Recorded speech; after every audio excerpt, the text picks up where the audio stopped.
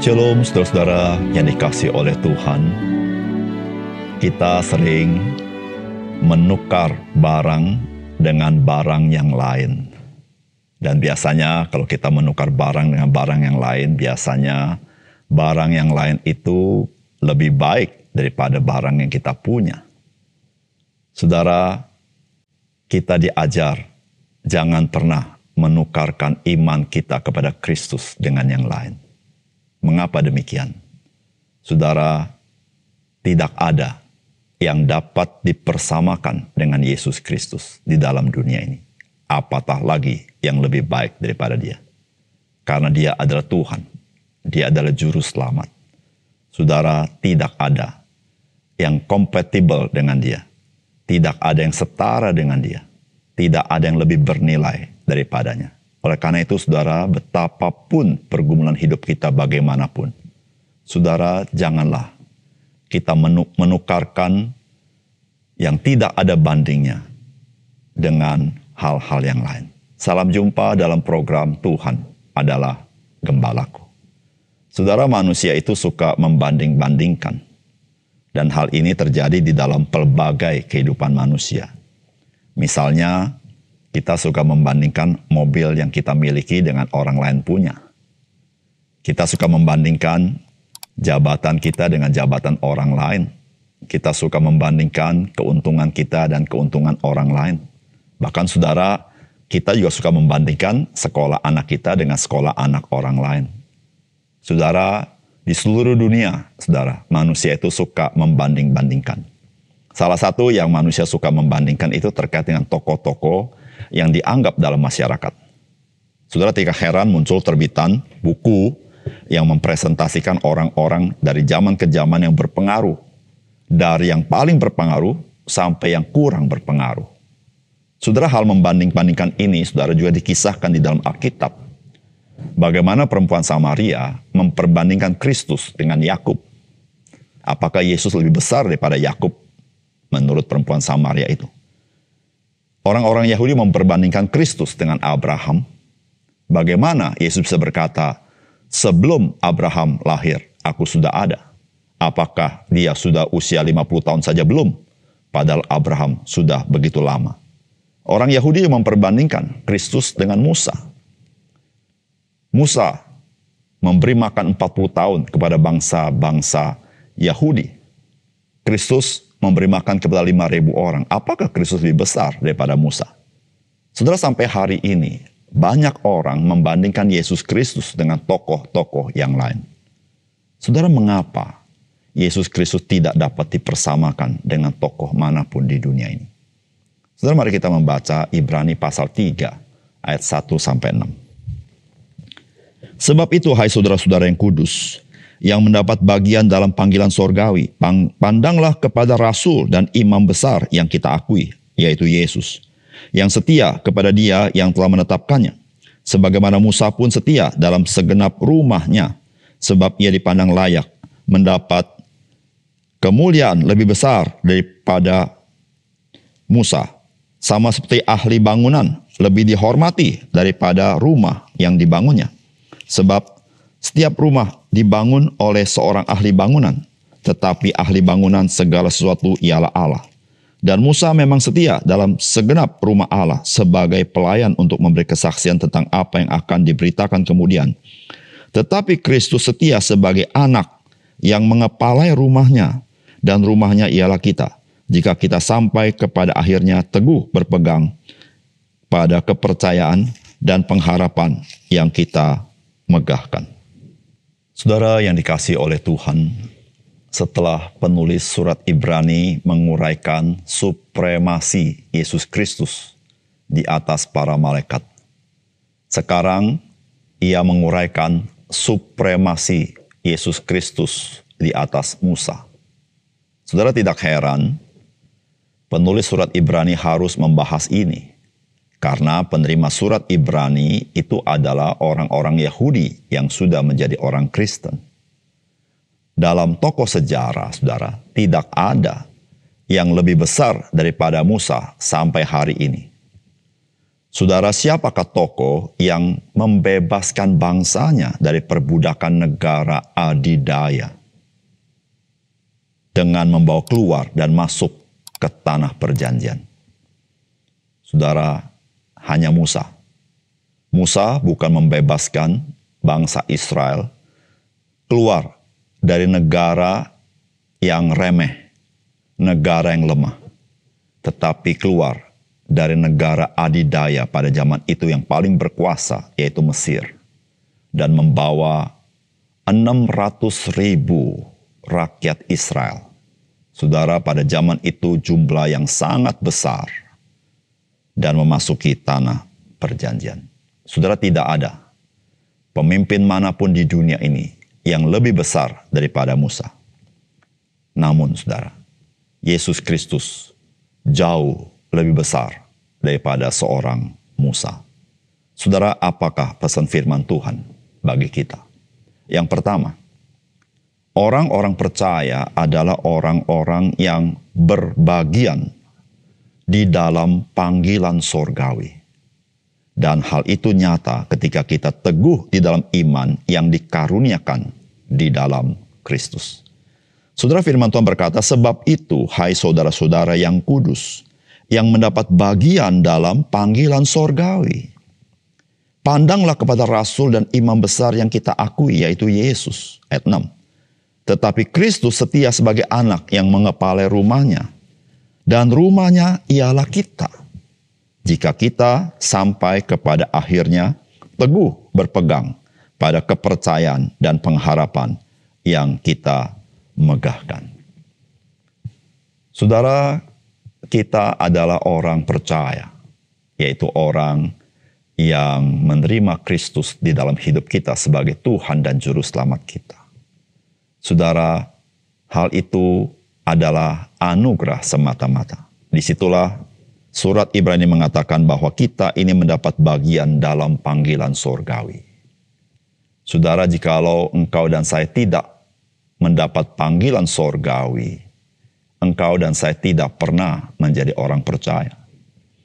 Karena Allah telah memilih sejak kekekalan. Jikalau Allah tidak memilih, tidak ada seorang pun yang bisa diselamatkan. Karena manusia berada di bawah kuasa dosa dan kuasa maut dan kuasa iblis. Sehingga manusia telah terpolusi, terikat, tidak sanggup memilih Allah dalam hidup mereka. Mereka hanya bisa memilih hal-hal yang diperkenan oleh si jahat.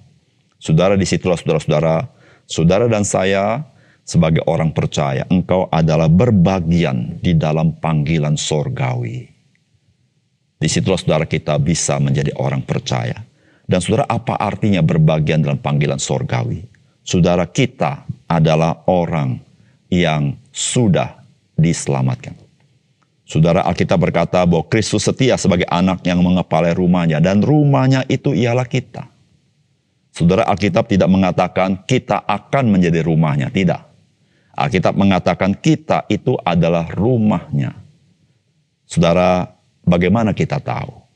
Saudara, Alkitab berkata, jika kita sampai kepada akhirnya, teguh berpegang pada kepercayaan dan pengharapan yang kita megahkan.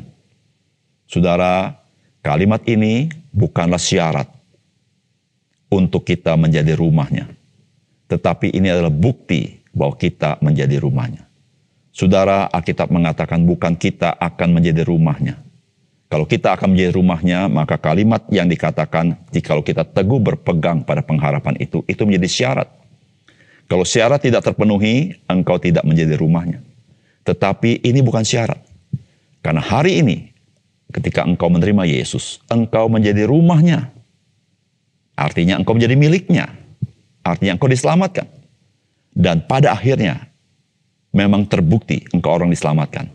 Karena engkau tetap berpegang kepada imanmu kepada Yesus Kristus. Saudara, Allah tidak memberikan syarat untuk keselamatan. Karena kalau Allah memberikan syarat untuk keselamatan, tidak ada seorang pun yang dapat memenuhi syarat itu. Saudara, syarat masuk universitas yang terbaik juga sulit semua orang bisa masuk. Apatah lagi kalau Allah memberikan syarat kepada kita. Oleh karena itu, saudara, Keselamatan dalam Yesus bukan syarat. Keselamatan dalam Yesus adalah anugerah. Dan anugerah itu, saudara-saudara, dimulai dari Allah memilih orang-orang yang diselamatkan. Ketika engkau percaya pada Yesus, engkau adalah orang yang memang telah dipilih sejak kekalan untuk keselamatan itu. Oleh karena itu, saudara, mari buka hati kepada Dia. Ketika engkau membuka hati kepada Dia, engkau menunjukkan memang engkau adalah orang yang dipilih Allah dari sejak kekekalan. Yang kedua, saudara, mari kita memandang kepada Kristus, penyataan Allah kepada kita dan pembela kita di hadapan Allah.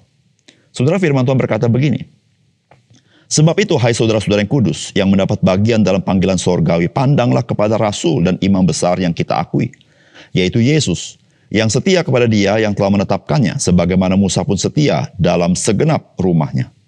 Sebab Ia dipandang layak mendapat kemuliaan lebih besar daripada Musa, sama seperti ahli bangunan, lebih dihormati daripada rumah yang dibangunnya. Ayat 6. Tetapi Kristus setia sebagai anak yang mengepalai rumahnya, dan rumahnya ialah kita, jika kita sampai kepada akhirnya teguh berpegang pada kepercayaan dan pengharapan yang kita megahkan. Saudara, Alkitab memberikan kita dorongan kuat agar kita selalu, senantiasa, sehari-hari memandang kepada Kristus. Saudara, apa artinya? Saudara, artinya Kristus haruslah menjadi fokus, sasaran, motivasi, dan segala-galanya dalam hidup kita. Kristus harus menjadi renungan kita setiap hari. Kristus harus menjadi andalan kita setiap hari. Kristus harus menjadi tujuan hidup kita. Saudara, itulah yang Tuhan rancangkan agar kita serupa dengan Dia. Saudara, siapakah Kristus? Maka Alkitab berkata Dia adalah rasul. Saudara, kita jangan bingung dengan kata terminologi ini. Saudara, kata rasul, saudara-saudara, memang dipakai untuk para rasul misalnya. Tetapi saudara-saudara, kata rasul itu sebetulnya punya pengertian dia adalah yang diutus. Saudara, Kristus adalah yang diutus oleh Allah, atau Dia adalah utusan Allah. Namun utusan yang ini berbeda dengan utusan yang lain. Karena yang ini, saudara-saudara, yang diutus adalah anak Allah itu sendiri. Dia telah dinubuatkan, yang diutus atau yang diurapi, Dia adalah Mesias itu sendiri. Saudara, apa artinya? Saudara-saudara, ketika Allah mengutus anaknya yang tunggal itu, saudara, Dia disebut sebagai utusan atau rasul, karena Dia adalah penyataan Allah itu. Saudara, tidak ada seorang pun dapat mengenal Bapa jikalau ia tidak mengenal Yesus. Karena Yesuslah yang menyatakan Allah Bapa itu. Maka Tuhan Yesus berkata, jikalau engkau melihat aku, engkau melihat Bapa. Karena Bapa di dalam aku dan aku di dalam Bapa. Saudara, di situ memberitahukan saudara-saudara, Kristus, Dia adalah Allah itu sendiri. Dan Dia datang sebagai manusia untuk menyatakan Allah itu sendiri kepada kita. Tetapi Alkitab bukan saja berbicara Yesus adalah rasul, dalam arti Dia adalah Mesias, utusan Allah. Tetapi dikatakan Dia adalah imam besar yang kita akui. Saudara yang kasih dalam Tuhan, mengapa Yesus harus menjadi manusia? Karena saudara, pembela yang menjadi imam besar, tidak bisa tidak, Dia harus seorang manusia. Saudara, Allah adalah Allah di dalam kodrat yang tertinggi, yang terhormat, yang paling mulia, dan di atas segala sesuatu. Tetapi saudara, yang di muka bumi, untuk membela manusia, Dia harus adalah seorang manusia yang dapat turut merasakan segala kelemahan-kelemahan manusia, sehingga Dia dapat bersimpati dengan segala kekurangan manusia, sehingga Dia bisa bersyafaat di hadapan Allah. Saudara, Yesus Kristus datang menjadi manusia, supaya Dia bisa menjadi imam besar di dalam kekekalan. Saudara, imam besar dalam perjanjian lama, Dia akan mati satu kali. Dia tidak bisa membela umatnya terus-menerus. Tetapi Yesus Kristus, Dia adalah imam besar untuk selama-lamanya. Oleh karena itu Dia tidak di bawah Harun, tetapi Dia di bawah Melkisedek. Karena saudara, Harun ada masanya, Tapi Melkisedek tidak ada masanya. Dia itu yang kekal. Saudara, dia menjadi imam besar kita. Dia menyatakan Allah kepada kita supaya kita mengenal Allah di dalam Yesus. Tetapi dia menjadi pembela kita di muka bumi, di hadapan Allah ketika dia di atas kayu salib mati bagi kita. Dan sekarang, saudara, dia duduk di sebelah kanan Allah Bapa sebagai imam besar kita yang membela kita di sorga. Saudara, kita bukan orang sempurna meskipun kita sudah menjadi orang percaya. Kita bisa jatuh dalam dosa. Kita bisa salah dalam hidup kita. Kita bisa mendukakan Roh Kudus. Kita bisa gagal dalam hidup kita dalam ikut Tuhan. Saudara, seluruhnya itu, jikalau tanpa Yesus, kita adalah orang yang pasti binasa. Saudara, tidak ada dosa yang bisa masuk ke sorga. Saudara, kita orang percaya tidak pernah lepas bisa jatuh dalam dosa. Bagaimana kita tetap punya kepastian ke sorga? Saudara, kita punya pembela yang agung di sorga, yaitu Yesus yang mencurahkan darahnya bagi kita di atas kayu salib. Tetapi kita punya pembela di bumi, yaitu Roh Kudus yang menolong kita untuk kita bertobat dari dosa-dosa kita. Saudara yang dikasih oleh Tuhan. Oleh karena itu, saudara yang kasih dalam Tuhan, mari kita sebagai orang percaya, kita semakin mengasihi Kristus.